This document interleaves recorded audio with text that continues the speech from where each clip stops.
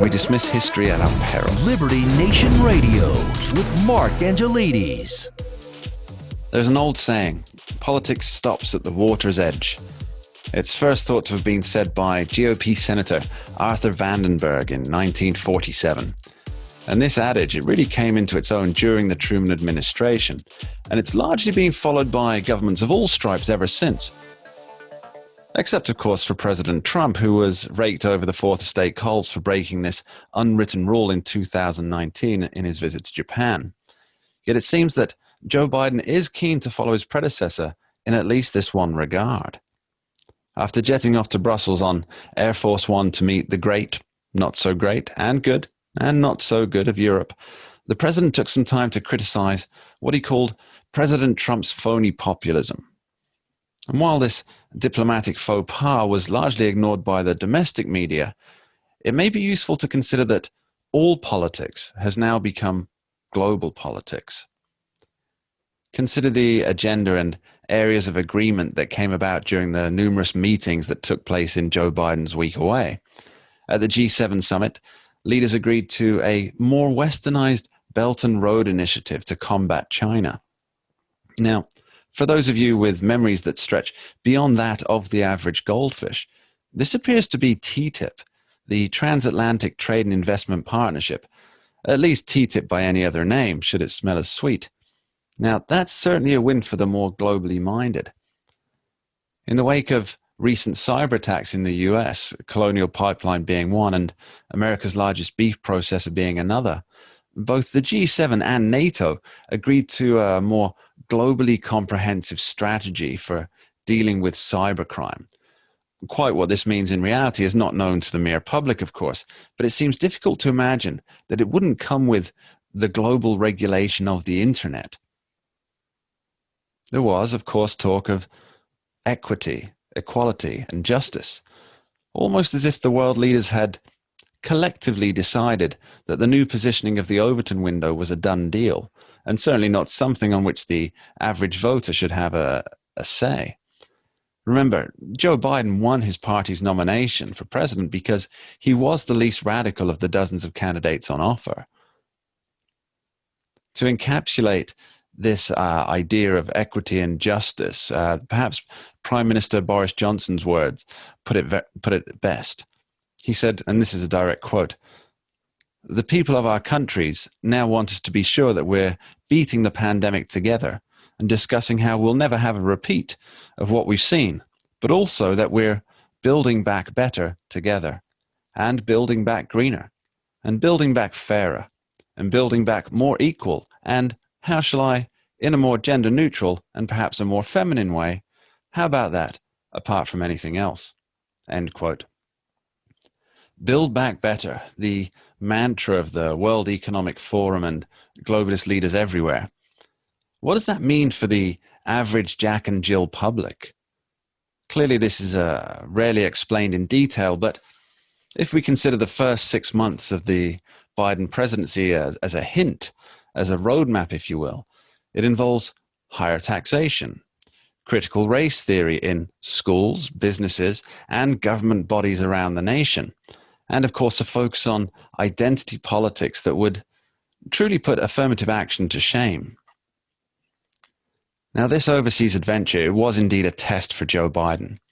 However, the examiners appear not to be the American people, as one would hope in a democracy of any description, but rather the cozy globalist union, who wanted to see if Joe Biden was still willing to back the international party line. At least in that respect, he appears to have passed with flying colors. And what of the media reception? Well, I think a few of us were surprised to see that those news outlets on the left considered the president's excursions a roaring success, and that those on the right were a lot more critical, accusing Joe Biden of coming back empty-handed. One aspect of note was that the Fourth Estate seemed particularly obsessed with the idea of how the European leaders treated the president, and of course how he treated them. Story after story came out about how now that President Trump is no longer in office, normal relationships can be resumed without someone there to try and push them all around. And while this may lead to a more relaxed atmosphere at these types of summit, it's worth considering that the root of the initial animosity between former President Trump and the NATO leaders was that he was belligerent in getting them to increase their funding contributions to the level that they had themselves already agreed to. Rather than treating him as someone who was trying to get them to keep their promises, they saw him as a heavy-handed debt collector or a repo man.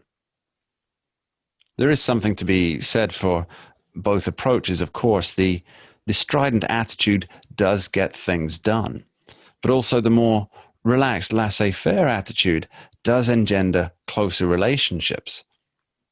Now, how history will view this week-long excursion of President Joe Biden into the realms of the G7, NATO, and perhaps most significantly dealing with Russian President Vladimir Putin remains to be seen. No doubt our opinions will be sold to us in 30-second sound bites by the pundits in the media, whatever their political stripe. But perhaps the history books will be kinder than the pages of your local newspaper. I want to leave you with a few words from President Ronald Reagan when he spoke to the UN General Assembly in 1987. He said, quote, "We come from every continent, every race, and most religions to this great hall of hope, where in the name of peace we practice diplomacy. Now diplomacy, of course, is a subtle and nuanced craft, so much so that it's said that when one of the most wily diplomats of the 19th century passed away, other diplomats asked, on reports of his death, 'What do you suppose the old fox meant by that?' But true statesmanship requires not merely skill but something greater, something we call vision, a grasp of the present and of the possibilities of the future." End quote.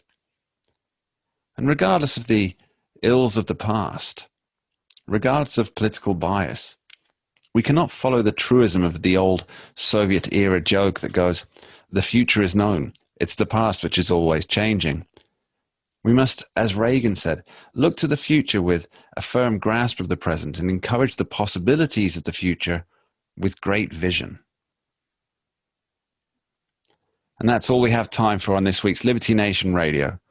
I want to thank our guests, Cal Thomas and Dave Patterson. And most importantly, I want to thank you, the listener, for being here. This show, The Uprising podcast, and the Rabbit Hole Politics and Prose podcast are all available on libertynation.com. Thank you again. We'll be back next week, same time, same place. And until then, I wish you well, and I wish you joy in your pursuit of ever more freedom. We dismiss history at our peril. Liberty Nation Radio with Mark Angelides. Who are we? We are Americans that believe in liberty. We are a project of the nonprofit One Generation Away.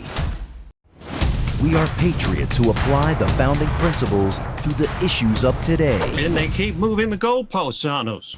We are educators and commentators who love America and the Constitution. Who are we? We are Liberty Nation.